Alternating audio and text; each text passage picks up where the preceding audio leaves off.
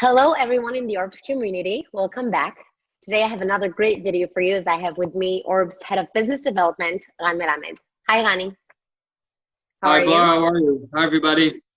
It's great to have you here. So, Rani, let's jump right in. You relocated to Singapore about 2 years ago to set up and lead the Orbs Head office there. What can you tell us about that? Yeah, so I started out at Orbs from day one. I was the company's COO at first. When we started to ramp up things and started to build the business, and first measures of the strategy and creating our technology.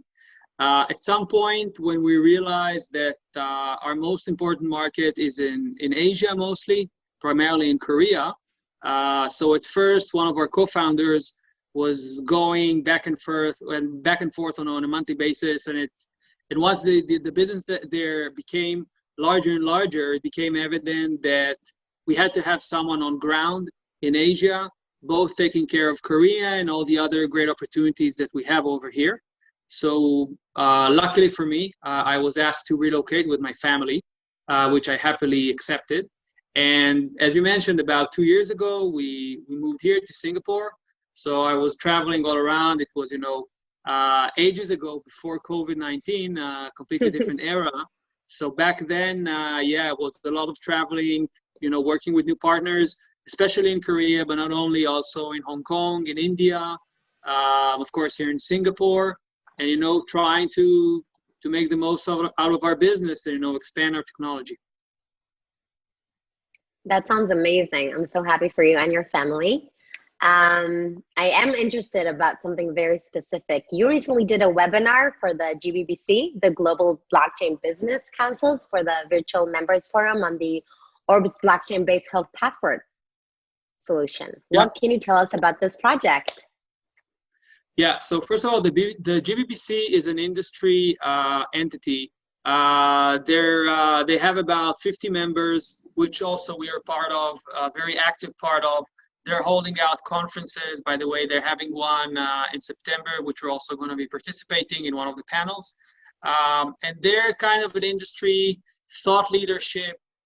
They're surveying, what's going on with regulation, trying to get the best picture of blockchain globally, which countries are more active, interesting projects, interesting partnerships, both from industry side, from pure blockchain companies like us, both from larger companies who are interested in blockchain and trying to also find technological partners. So we're pretty active over there.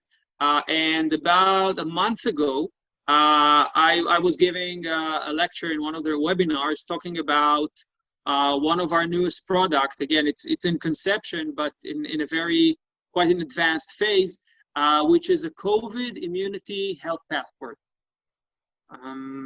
The idea is trying to solve the problem that given COVID-19, right, and each country closes its borders, and traveling has become very, very, very difficult, not to say almost impossible. And the main reason was that how can you make sure that the people you're letting in, how do you know whether they're infected or not, whether they were and they're now fine, or they have COVID, whether do they tell about it, do they not tell about it? So the idea is to build a platform, a blockchain-based platform, which would solve several main challenges. The first one is how can you set up a global network of medical laboratories, hospital, who will be endorsed and will be acknowledged as entities that provide fair results of COVID tests. So this is one part. The other part, how can you allow users to present some sort of a digital health passport so that when they arrive at the destination country, they're both able to present some sort of a COVID test that is both valid and was performed by an acknowledged and endorsed entity, an endorsed lab, hospital, etc. In addition, it allows the accepting countries not only to decide, whether, if this test was conducted 2 days ago, is it okay, yes or no? What is the level of reliability of the testing entity, et cetera, and then decide whether you let that person in, yes or no. In addition, once you did let that person in, he's able to present this test result, which only he has full access to. He's able to present it everywhere he goes in that country without any compromise to his or hers privacy, because whenever he shows the test can be validated, but it does not require the approval of that testing entity. So it becomes kind of complicated, but the idea is that the test results are already out there, digitally signed over the blockchain. So wherever he wants to enter someplace or go somewhere, the test lab is not involved, and no one keeps track of where that person went. So let's say I'm now traveling to country X, and I have a valid COVID-19 test and everything is fine.